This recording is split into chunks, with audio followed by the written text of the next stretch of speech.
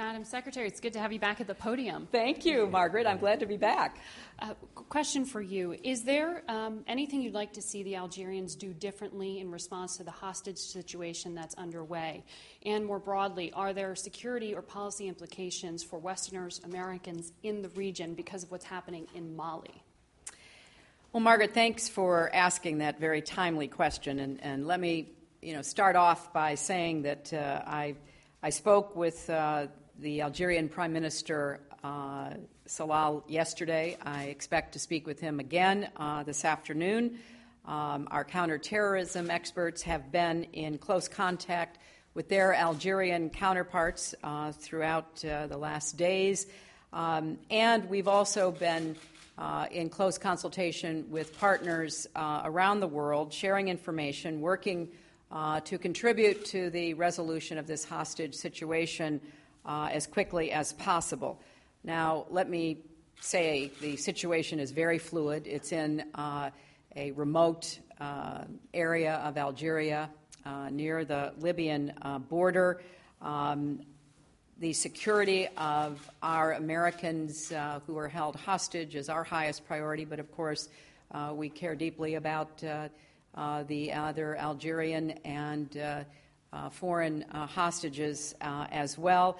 And because of the fluidity and the fact that there is a lot of planning going on, I cannot give you any further details at this time about the current situation on the ground, but I can say that more broadly, what we are seeing in Mali, in Algeria, reflects the broader strategic challenge, first and foremost for the countries in North Africa and for the United States and the broader international community.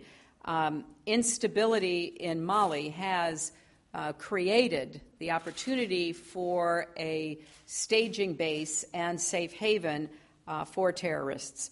And we've had success, as you know, in degrading al-Qaeda and its affiliates' leadership and actions in Afghanistan and Pakistan. We've seen the great cooperation led by African troops through the UN mission that we were just discussing in Somalia.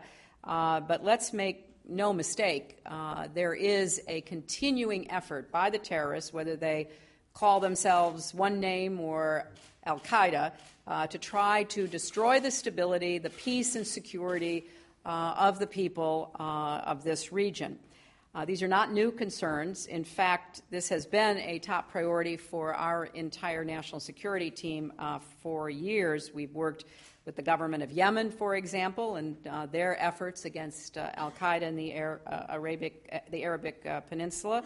We've worked in something called the Trans-Sahara Counterterrorism Partnership, which works with 10 countries across the region. So we have been working on these problems, trying to help build capacity, trying to create regional networks to deal with problems in one country that can spill over the border of another, and working to provide American support for the disruption of these terrorist networks. At the UN General Assembly in September, we made the situation in Mali an international priority with a central focus on working to have an international response. I certainly among a number of officials in our government who've met and worked on this issue over the last weeks. In fact, in October, I flew to Algeria for high-level talks with the president and others in responsible positions in this security area, trying to determine what more we could do to strengthen our security ties. In November, I sent Deputy Secretary Burns and a team to Algeria to really get into depth about what more we could be doing.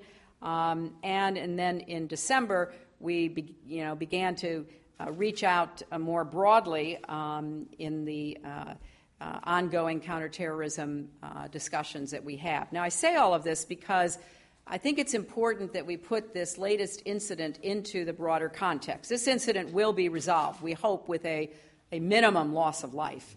But when you deal with these relentless terrorists, life is not in any way precious to them.